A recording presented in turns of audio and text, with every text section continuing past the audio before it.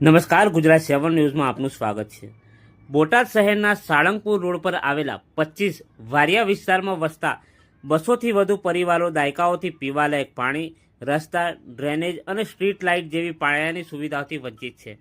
સરકારે અહીં 504 પ્લોટ ફાળવ્યા હોવા છતાં સ્થાનિકોને જીવન જરૂરિયાતની સુવિધાઓ માટે સંઘર્ષ કરવો પડે છે, જેના કારણે રોષે ભરાયેલી મહિલાઓએ થાળી વેલણ વગાડી વિરોધ પ્રદર્શિત કર્યો હતો।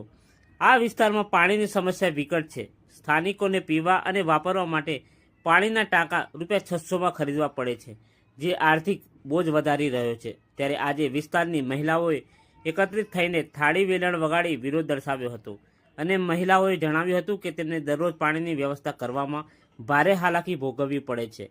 આ બાબતે અનેકવાર રજૂઆત કરવા છતાં કોઈ નિરાકરણ આવ્યું નથી। બિસ્માર રસ્તાઓ અને અંધારપટ પાણી ઉપરાંત વિસ્તારના રસ્તાઓ પણ અત્યંત બિસ્માર હાલતમાં છે। ચોમાસામાં અહીંથી પસાર થવું મુશ્કેલ બની જાય છે। ડ્રેનેજ સિસ્ટમનો અભાવ હોવાથી ગંદા પાણીનો નિકાલ થતો નથી, જેના કારણે રોગચાળાનો ભય રહે છે।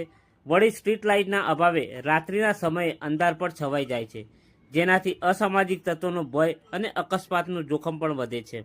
સ્થાનિકોનો આક્ષેપ છે કે વહીવટી તંત્ર તેમની સમસ્યાઓ પ્રત્યે ઉદાસીન છે અને અનેકવાર રજૂઆત અને અરજીઓ કરવા છતાં કોઈ કાર્યવાહી કરવામાં આવતી નથી। ત્યારે હવે જોવાનું એ રહ્યું કે આ વિસ્તારના લોકોને પ્રાથમિક સુવિધાઓ મળશે કે નહીં। જો આગામી સમયમાં આ સમસ્યાઓનો ઉકેલ નહીં આવે તો સ્થાનિકો દ્વારા ઉગ્ર આંદોલનની ચીમકી ઉચ્ચારવામાં આવી છે।